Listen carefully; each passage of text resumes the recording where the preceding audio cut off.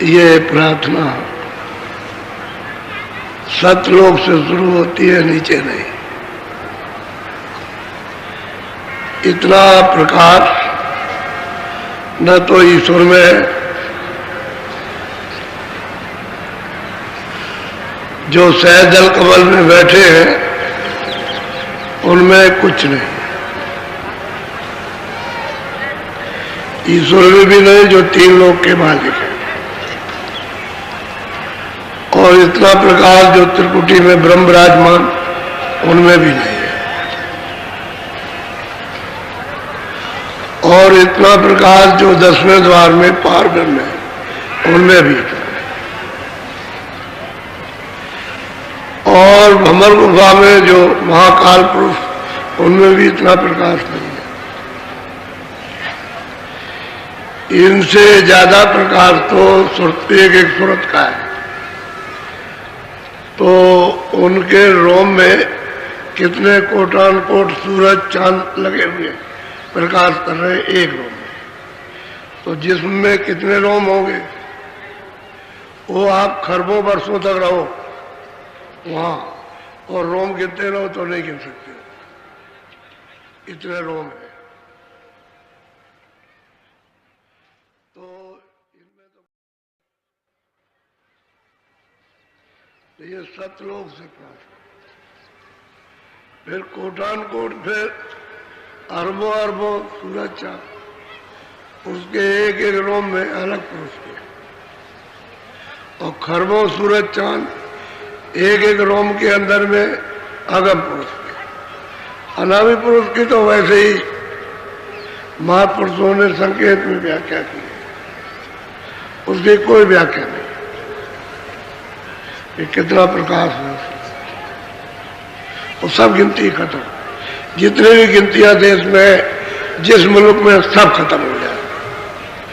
इतना मतलब है सूरज और चांद, वो भी सूरज चांद को ये नहीं, ये सूरज चांद नहीं, जो 10वें द्वार में और ऊपर भंवर गुफा में, उसको सूरज चांद कहते हैं। ये सब गिनतियां खत्म हो जाए, और मतलब यह है कि इतना इतना प्रकाश नहीं क्यों, इसलिए उसका कोई वर्णन नहीं कर सकता। इशारा किया सब महापुरुषों ने, जिन्होंने देखा, जिन्होंने प्राप्त किया, इशारा किया, और कुछ नहीं। नीचे की कोई प्रार्थना नहीं। और जब वो कहते हैं कि मेरी एक बूंद ये तीन लोग का शासन कर रही है, एक बूंद, तो था समुद्र सतलोक में एक बूंद, तो फिर समुद्र की क्या महिमा, कौन महिमा करेगा समुद्र, कौन कर सकता है, कोई नहीं। इसलिए आपको ये भेद किसी को मालूम नहीं। पुरानी किताबों में जो लिखा गया वो तो सब नीचे का है, और नीचे का क्या दिया जाए कि नहीं अथा है, तो उनको विचारों को मालूम। संतों ने आकर के जो कुछ देखा और लोगों को दिखाया, प्रेमियों को जो उनके पास पहुंच गए, पहुंचे तो विरोध में थे, बहुत ही ईर्ष्या में पहुंचे थे। ये उनके बाल क्रोध में फुर फुर ऐसे उड़ते थे, और ये रोम सीधे क्रोध में खड़े हो गए, इतना क्रोध था। इस क्रोध में महापुरुषों के पास गए, लेकिन देखो उनकी किस प्रकार से दया होती है, दया कैसा करते हैं। गोस्वामी जी महाराज ने अपने घर में रहकर उस मालिक को आज से अंत तक जब प्राप्त कर लिया, पा लिया उन्होंने, तब उन्होंने कहा कि यहाँ जीवों का काम नहीं हो पाएगा, यहाँ नहीं होगा, चलो बाहर करेंगे। तब फिर घर में प्राप्त करने, घर ही में प्राप्त कर लिया, घर से बाहर नहीं निकले। अब उनको गुरु मिल गए तो उन्होंने गली में बैठ करके प्रार्थना की। और जब इनके वचन को सुनने के लिए आसपास के लोग इनके घर पर भीड़ उमड़ने लगी तो कहने लगे ये क्या, ये आफत क्या खड़ी कर दी। घर वाले समझते हैं आफत है ये एक आफत, तो बात ये सुनने के लिए आएंगे। अब कुछ ऐसा जब सुनने को मिलेगा जो कभी नहीं मिला तो आए नहीं लोग, तो आने लगे लोग और सुनने लगे। यहां तक उन्होंने बताया अपनी कलम से कि झाड़ करके गांव के अड़ोस पड़ोस के सब दर्शन करने के लिए आते थे। तो वहां घर कितना होगा, छोटा सा, जगह नहीं रही। बहुत बड़े आदमी हो तो कितना घर है, घर तो घर ही है, आदमियों को बैठने की जगह चाहिए। तो चिल्लाने लगे कि ये क्या बहुत कड़ी हो गई, ये हटते ही नहीं है। अच्छा, स्त्रियां किसी की नहीं सुने, उनकी अपनी अपनी भीड़। अब वो आदमियों के क्या समझे, तो बस वो सिफारत कुछ करे, वो कुछ करे, वो कुछ करे कि हमारे ऊपर दया कर दिए, कृपा कर दीजिए। ये सब उन्होंने कहा, ये क्या हो गया। तो उन्होंने देखा कि ये यहाँ बनेगा नहीं, यहाँ काम कुछ होगा। इन्होंने सब कुछ प्राप्त कर लिया, स्वर्ग देख लिया, वैकुंठ देख लिया, माया को देखा, ईश्वर को देख लिया इन्होंने, और ब्रह्म को देखा, महाकाल को, और सत्पुरुष के दीदार दर्शन किए, जहां से आए थे वहां, और ऊपर देखा, सब देखा, और अनामी पुरुष को प्राप्त कर लिया घर ही में रहकर, घर में। तो इनके पास एक काशी का वासी रहने वाला, काशी का, और राजापुर में एक सेठ के यहाँ नौकरी करता था, क्योंकि नाव द्वारा उस समय पर रेलगाड़ी नहीं थी, तो नाव के द्वारा माल जाता था। तो सेठ के यहाँ नौकरी करता था, वो भी उसी भीड़ में गांव की, वो भी चला दर्शन करने के लिए। तो उसके मन का हरण हो गया, यानी मन उन पर लुभा गया, मोहित हो गया। अब वो आकर के बैठ जाए सुने, बैठ जाए सुने, दर्शन करे, बैठ जाए सुने, दर्शन, उसी भीड़ में। जब वो सब चले जाए तो कुछ सेवा कर ले, जो कुछ उसकी समझ में आए वो सेवा कर दे, धीरे धीरे धीरे धीरे धीरे धीरे, और निकट में उनके पहुंचा सेवा करे। सेवा जब उन्होंने देख लिया कि किसी को नहीं चाहता सिवाय मेरे, और ऐसे कुछ अच्छा नहीं लगे, तो उससे कहा कि अच्छा हो इधर, तुमको रास्ता देते हैं। तो रास्ता उसको दे दिया और कहा कि तुम वहीं बैठ करके भजन कर। तो रास्ता पा गया और भजन करने लगा। तो इसका भजन 2-4 दिन, 10 दिन, 15 दिन तो कोई बात नहीं, लेकिन शुरू हो गया। अब इसकी लगन और प्रीति इस तरह की हो गई कि दिन में रह जाए, रात को भी रह जाए, न दिन को जाए न रात को जाए, सेवा करता रहे। और तो कहने का मतलब यह है कि थोड़े ही समय में गोस्वामी जी ने इसको तो कर दिया पार, इसको पहुंचा दिया। अब उनके अंदर तो सर्वशक्ति थी, तो घर ही में रह करके ही इसको काम कर दिया, हो गया काम। तब उन्होंने एक दिन पूछा कि भाई तुम्हारा कोई घर कहीं है? कहने लगा हमारा घर काशी में। तो कब से नहीं गए? कि हम तो बहुत दिन हो गए, बस इतना ही चुपचाप छोड़ दिया और कुछ नहीं कहा। तो एक दिन आया, बोला, कहने लगा कि महाराज आपकी आज्ञा आदेश हो तो मैं काशी चला जाऊं, क्योंकि आपने किसी अच्छे के लिए आपने पूछा, तो आपका आदेश हो, आज्ञा हो तो चले जाओ। तो उन्होंने कहा जाओ। वो तो चला गया काशी।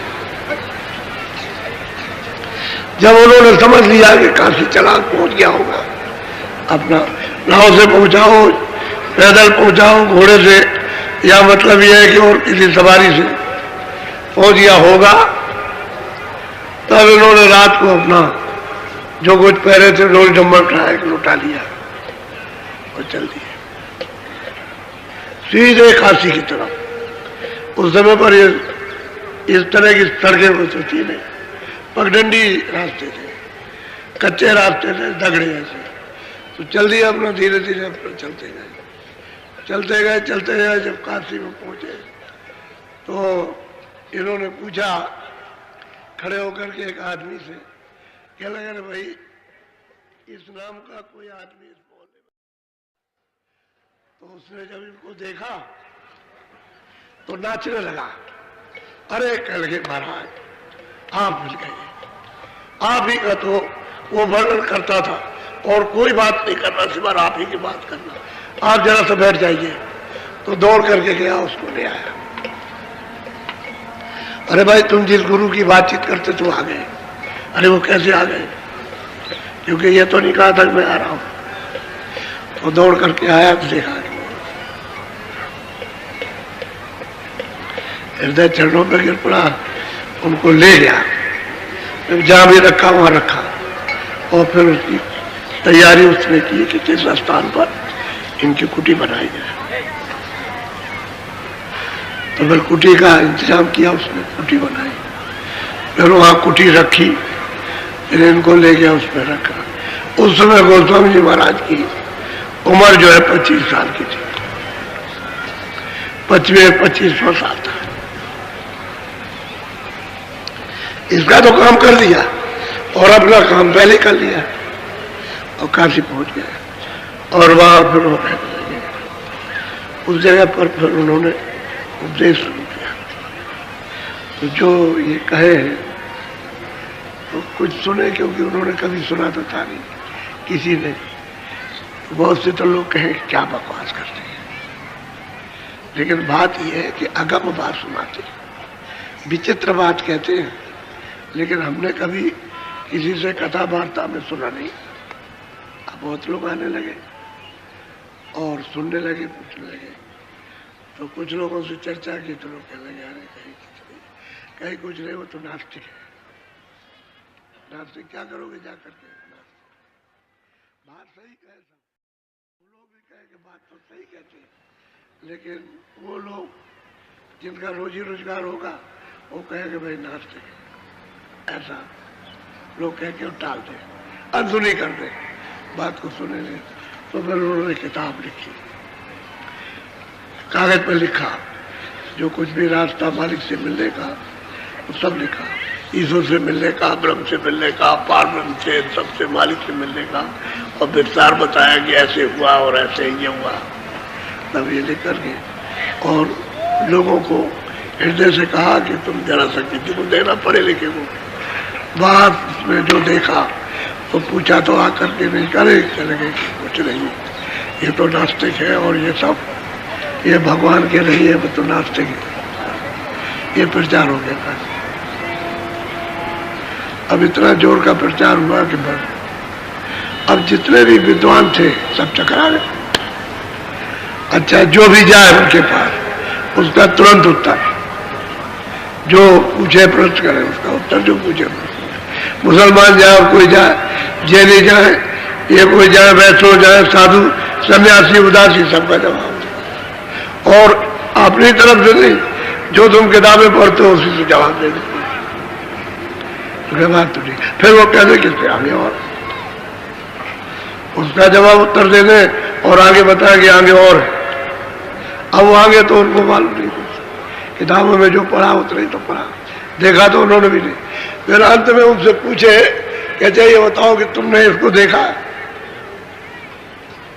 तुमने स्वर्ग देखा, वैकुंठ देखा, तुमने ब्रह्मा देखे, विष्णु देखे, तुमने मत्स्यवाद्या मां शक्ति देखी, तुमने देखा कुछ नहीं? पहले देखा। तो फिर अंधे क्या देखेंगे? अच्छा, तुम जो सुना रहे हो और तुम भी अंधे हो, जो सुन रहे हो सब अंधे।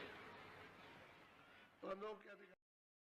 जो अंधा सुना रहा वही अंधा है, वो तो अंधे पहले ही से।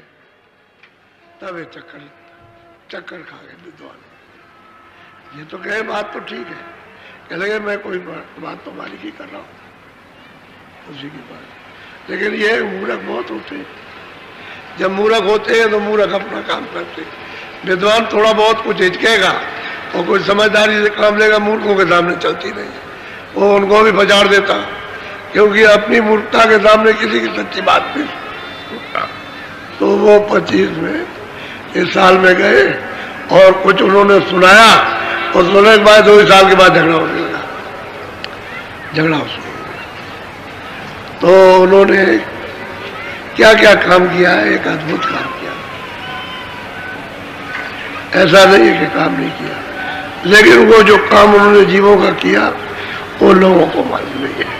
और वो जो रामायण उन्होंने लिखी है, ये तो घट की रामायण थी, घट का पूरा वेद लिखा, और वो रामायण लिखी है तो उन्होंने लिखा है कि हमने यहाँ का कुछ नहीं कहा संसार का, हमने तो ब्रह्मांडों का सब समाचार दिया ऊपर का, और ये ऊपर की छाया है। तो हमने छाया के बारे में तो कुछ कहा नहीं, हमने चेतनता के बारे में सब लिखा रामायण में।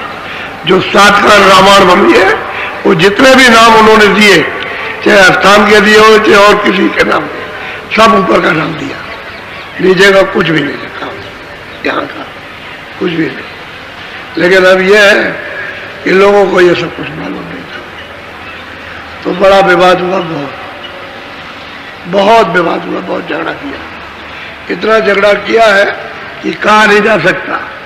और अकबर बादशाह का राज था तो उससे शिकायत की कि ये खुदा को नहीं मानता, वेद नहीं मानता, कतेब नहीं मानता, कुरान नहीं मानता, और शास्त्रों को नहीं मानता, और मस्जिद नहीं मानता, और मंदिर नहीं मानता, गंगा जमुना और काबा को कुछ नहीं। ऐसा मतलब ये कि फकीर एक बात, ये तो ब्राह्मण कहे कि मतलब ब्राह्मण है, ब्राह्मण है, ये तो कहते थे वो, और साधु है, ये तो बात आती। तो अकबर बादशाह ने देखा कि अच्छा लोग शिकायत कर रहे हैं, तो उनसे कहा कि देखिए कहीं जाइएगा नहीं, और वो वैसे भी कहीं नहीं जाते थे। तो 6 महीने उसने छानबीन कराई, वो तो कोई बात इस तरह की करते ही नहीं थे, वो तो सबके लिए कहते थे कि कोई मुसलमान हो, कोई हो, हिंदू हो, किसी जात का भी हो। आखिर में अंत में उसके ऊपर आफत आने लगी अकबर बादशाह में, अरे कह रहे छोड़ो छोड़ो, कहीं कुछ नहीं, खबर दे दिया कि उसमें कोई बंदा नहीं। और उसी दरमियान में सब लोग जान गए, उनको जान गए, तो कहे वहां मत जाना, मतलब अगर तुमने उनका दर्शन कर लिया तो वो पाप लगेगा। यहां तक लोग वर्जन कर लेंगे, मना कर लेंगे, उधर मत जाना, उनकी कुटी में मत जाना।